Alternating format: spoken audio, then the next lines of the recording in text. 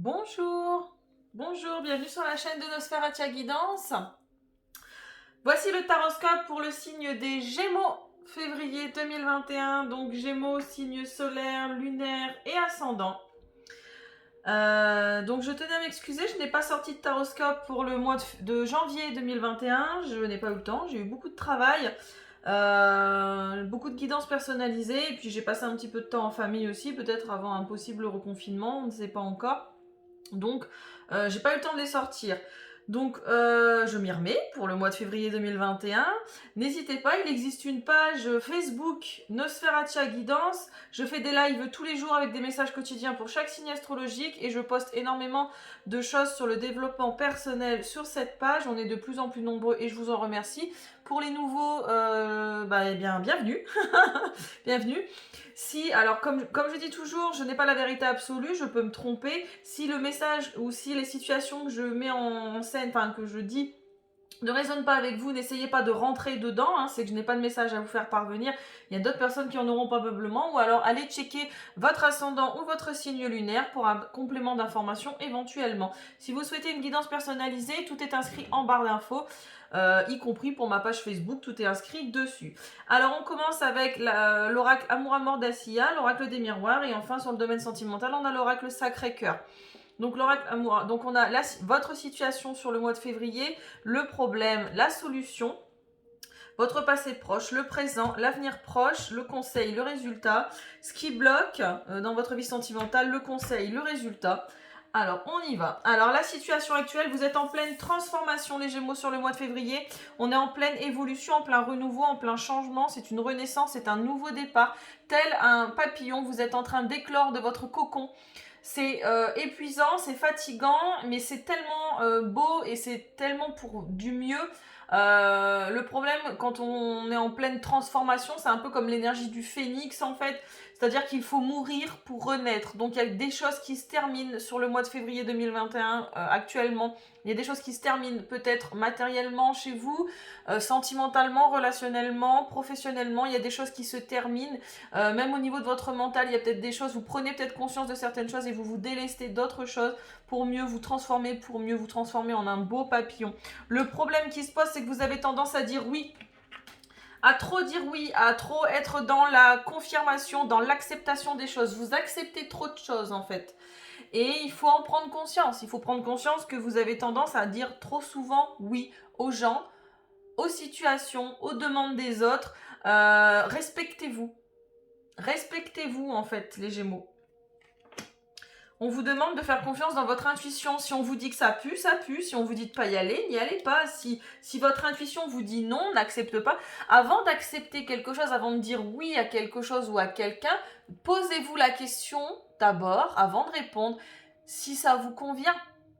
Posez-vous la question de savoir si c'est uniquement pour faire plaisir à l'autre. Demandez-vous si vous vous respectez en acceptant ça. Faites confiance dans votre intuition, dans vos ressentis. Si vous avez un pressentiment, faites-vous confiance. Vous avez les connaissances. Allez plus dans le ressenti et dans les perceptions. Ce sera la solution sur ce mois de février. Pourquoi ? Parce que dans le passé, vous avez été trahi. Vous avez peut-être une blessure de trahison passée qui revient. On vous retrahit, il y a un retour d'une situation où il y a quelqu'un qui vous a planté un couteau dans le dos, la sensation d'être trahi, ou alors vous vous trahissez vous-même, hein, justement, à dire trop souvent oui, vous vous trahissez vous-même, et c'est quelque chose qui revient en permanence, et là c'est au niveau de votre passé proche. Au niveau du présent, on vous dit, faites confiance dans vos amis, allez communiquer avec vos amis. Regardez qui sont vos vrais amis, j'ai envie de dire, soyez dans la communication, dans la correspondance, dans la loyauté, dans l'amitié, tout simplement. Dans un avenir proche, on a la carte de la projection. Vous n'arrivez pas, à l'envers, du coup, vous n'arrivez pas à vous projeter. Vous n'arrivez peut-être pas à vous projeter dans une situation professionnelle, relationnelle, sentimentale. L'impression de ne pas vous voir en miroir. En fait, bah oui, forcément, si vous acceptez tout et n'importe quoi, et vous n'arrivez plus à vous regarder dans le miroir, vous n'arrivez plus à vous voir tel que vous êtes en fait. Et les gens ne vous voient pas tel que vous êtes non plus parce que vous acceptez tout et n'importe quoi, vous vous trahissez. Et du coup, dans un avenir proche, bah, vous avez l'impression de ne plus pouvoir vous regarder dans un miroir. Ou alors peut-être que c'est vous qui avez trahi une amitié, vous avez trahi quelqu'un et vous n'arrivez plus à vous regarder dans le miroir. Le conseil qu'on vous donne, c'est d'être dans la correspondance, essayer d'en parler, essayer de communiquer avec le plus de monde possible ou avec des gens de confiance. Tous les moyens de correspondance sont bons, hein, mail, SMS, parole, coup de fil, les réseaux sociaux. Voilà, on vous demande d'être dans une reprise de correspondance avec quelqu'un, avec une situation, avec un supérieur hiérarchique, hein, si c'est le domaine professionnel, hein, dans lequel vous vous trahissez et voilà, on n'arrivez plus à vous regarder tel que vous êtes sur le plan pro. On vous demande d'être dans la communication des choses, parce qu'en carte de résultat, j'ai le retour. J'ai le retour. Alors, soit j'ai le retour d'une situation pour vous permettre d'épurer tout ça et permettre de prendre conscience et de vous transformer, de prendre conscience que vous dites trop souvent oui et d'aller plus vers vos ressentis, votre intuition, faire plus confiance dans votre intuition. Donc, soit on a un retour d'une situation pour vous permettre de comprendre que tout ça, c'est pas bon pour vous, que vous vous trahissez, ou alors j'ai le retour d'une personne qui vous a trahi. Et donc on va aller vers... Le conseil, c'est d'en discuter, probablement avec cette personne, lui faire prendre conscience peut-être de ce que vous avez ressenti à ce moment-là, hein, pour vous permettre de vous regarder dans le miroir où vous avez trahi quelqu'un. Et dans ce cas-là, on vous demande d'être...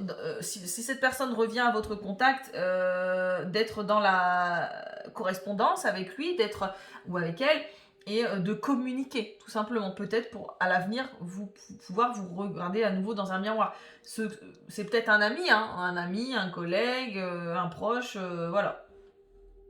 Une relation familiale, peu importe, vous adaptez en fonction de votre situation. Alors, bon, d'un point de vue sentimental, c'est pas ouf, je vais pas vous mentir, on a, au niveau du blocage, on a l'hiver.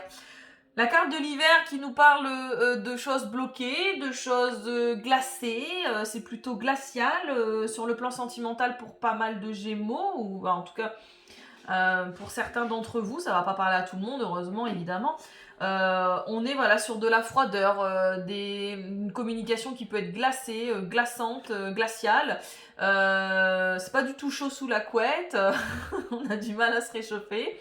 Voilà, et pour les célibataires, c'est pareil, vous n'êtes pas prêts, vous êtes plutôt cassant, glaçant avec les autres, et du coup, vous n'êtes pas du tout dans une optique de relation.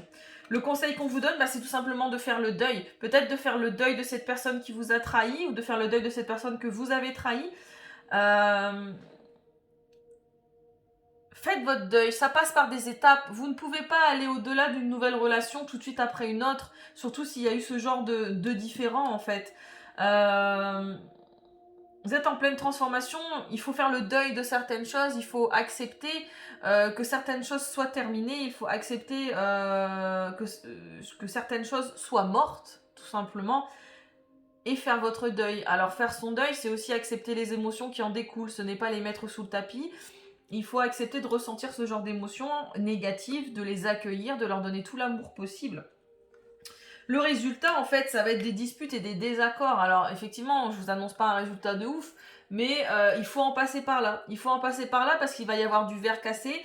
Il va y avoir, oui, si vous vous trahissez, ou alors si vous décidez de dire à votre conjoint ou votre conjointe, écoute, là, ça ne va plus, j'accepte trop de choses de ta part, tu me trahis, j'arrive plus à me regarder dans le miroir, j'arrive plus à me projeter avec toi, etc., etc. Oui, il faut accepter de faire le deuil de cette relation parce que voilà, vos sentiments, c'est la reine des neiges, hein, et ça va provoquer des disputes et des désaccords. Mais c'est pour du mieux derrière.